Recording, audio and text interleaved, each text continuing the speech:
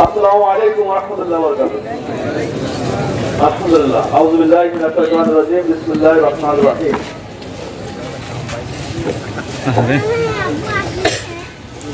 আল্লাহর কাছে শুকরিয়া আদায় করছি, আল্লাহ রাব্বুল আলামিন আমাদেরকে তার একটি ফরজ বিধান আসরের নামাজ আদায় করার পর আলমপুরের নিয়োজন কর্তৃক আয়োজিত আজকে প্রোগ্রামের কর্মসূচি সমাবেশের কিছু কথা বলার, কিছু কথা শোনার তৌফিক দান করেছেন। সে মহান মর্মের দরবারে শুকরিয়া আদায় করি, আলহামদুলিল্লাহ। দুরূদ ও সালাম জানাবে মুহাম্মদ রাসূলুল্লাহ সাল্লাল্লাহু আলাইহি ওয়াসাল্লামের উপর, যার আনিত ধর্মের উপর আমরা নিজেদেরকে মুসলমান দাবি করতে পারি। মাগফিরাত কামনা করে সে সকল দিনদার মুজাহিদের জন্য যারা আল্লাহর এই জমিনে আল্লাহর দিনকে বাস্তবায়ন করার জন্য নিজেদের জানমাল উৎসর্গ করে দিয়েছেন। আজকের এই আলামপুর ইউনিয়নের ভাদালিয়া বাজারের উপরে কর্তৃক আয়োজিত এক প্রোগ্রামের সুদী কর্মী সমাবেশের প্রধান মেহমান একান্ত প্রিয় ভাই জেলা সেক্রেটারি উপজেলার চেয়ারম্যান নমিনি অধ্যাপক সুজাতুল জোয়ারদার, প্রধান আলোচক জেলা ইউনিটের সদস্য সদর আসনের সম্মানিত এমপি নমিনি আন্তর্জাতিক খ্যাতি সম্পন্ন মুফাসসিরে কোরআন মুফতি আমির হামজা, বিশেষ মেহমান হিসেবে উপস্থিত আছেন সদর আসনের সদরের সম্মানিত আমির গরিবর ইউনিয়নের চেয়ারম্যান নমিনি মাওলানা শরীফুল ইসলাম, সদরের সম্মানিত সেক্রেটারি ডাক্তার রাহেন আলী, আলমপুর ইউনিয়নের সম্মানিত আমির আজকে প্রোগ্রামের সভাপতিত্ব করছেন সাহাদ আহমেদ, প্রোগ্রামের পরিচালক একান্ত প্রিয় ভাই কাউসার আহমেদ, আলমপুর ইউনিয়নের চেয়ারম্যান নমিনি, আমার সামনে বলছে একান্ত প্রিয় ভাইরা, আসসালামু আলাইকুম ওয়া রাহমাতুল্লাহি ওয়া বারাকাতুহু। ওয়ালাইকুম আসসালাম ওয়া রাহমাতুল্লাহ। আমরা জানি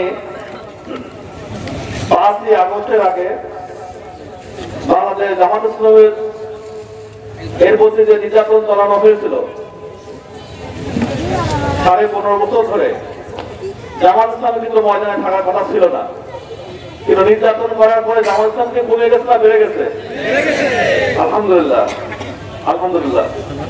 যত নির্যাতন করা হয়েছে ততই তার বৃদ্ধি হয়েছে। আপনারা দেখেছেন আমাদের পর 5 থেকে 6 জন নেতৃবৃন্দকে ফাঁসি দেওয়া হলো। একটি দলের যদি 6 জন নেতৃবৃন্দকে ফাঁসি দেওয়া হয় সে দল তো টিকে থাকার কথা না, সে দল টিকে থাকার কথা না। কিন্তু আল্লাহ রাব্বুল আলামিনের অশেষ মেহেরবানিতে আরো অনেক শক্তি নিয়ে সে দল ময়দানে দাঁড়ায়। কিন্তু যারা 15.5 বছর ধরে যে দলকে নির্যাতন করেছে আজকে তারা কোথায় হারিয়ে গেছে? তারা দেশ ছাড়তে বাধ্য হয়েছে। এটাই বাংলাদেশ জামাত ইসলামী।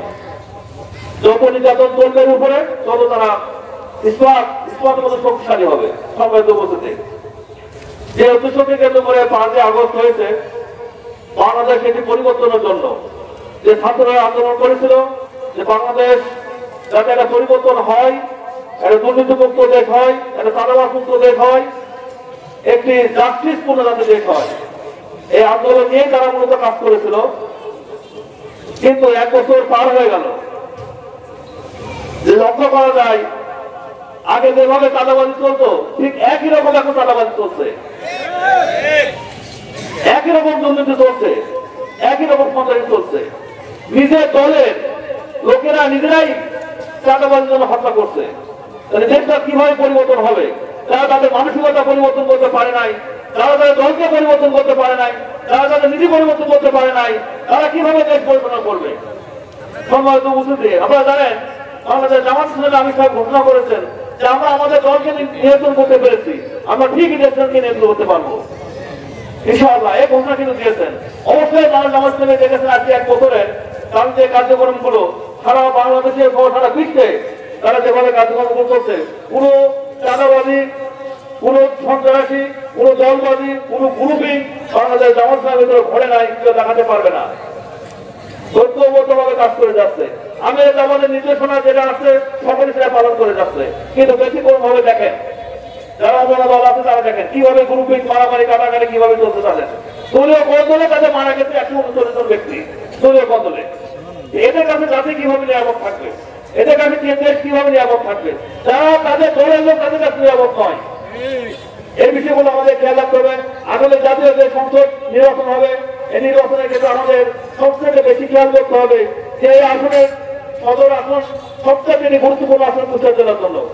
এখানে যে জামাতকামী যে প্রার্থীকে ঘোষণা করেছে বা আপনাদের ভোটের মাধ্যমে যেটা হয়েছেন প্রার্থী এমপি নমিনি, দেখেন তার বিরুদ্ধে কোনো চাঁদাবাজি অভিযোগ নাই, তার বিরুদ্ধে কোনো সন্ত্রাসী অভিযোগ নাই, তার বিরুদ্ধে কোনো দুর্নীতির অভিযোগ নাই। একজন সচ্ছল এবং একজন ইমানদার ব্যক্তিকে এখানে এমপির অভিযোগ হয়েছে।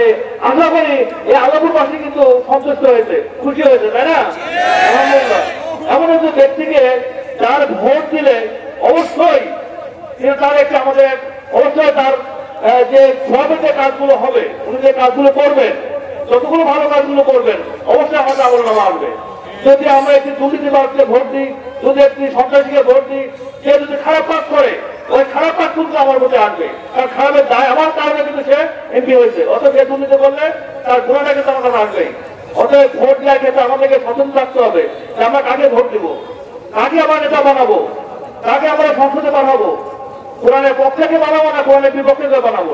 যারা শরীয়ত আইন মানে না, যারা ইসলামকে মানে না, তারা দেশে যাদের ক্ষমতা আছে তারা ইসলামকে টিকে রাখবে? টিকে কখনো রাখবে না। 15.5 বছর কিন্তু ইসলামকে টিকে রাখে না আওয়ামী লীগ। আপনারা দেখেছেন যতগুলো জায়গায় ওয়াজ মাহফিল তাফসীর মাহফিল হয়েছে সকল জায়গায় কিন্তু আওয়ামী লীগ কথা দিয়েছিল, করতে যায় নাই। তাদের 110 জারি করেছিল, আলিম ওলামাদের তারা জেল খাটাইছে, ইসলামকে তারা মসজিদে তারা অর্জন করে ফেলেছিল। এইভাবে করে তোলাকে তারা ইসলামকে কিন্তু জমা রাখতে পারে নাই।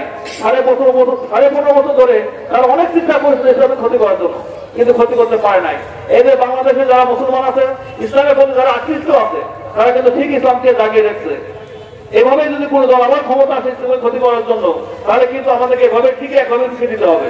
আমি আহ্বান জানাতে চাই আগামীতে যাতে জাতীয় সংসদ নির্বাচন সহ স্থানীয় নির্বাচন, সকল নির্বাচন যাতে আমরা যোগ্য প্রার্থীকে এবং ইমানদার এবং দাদাবাস মুক্ত একজন ব্যক্তিকে যাতে আমরা সংসদে পাঠাতে পারি, এগুলো তো আমাদের এখানে আমার আলোচনাকে শেষ করছি।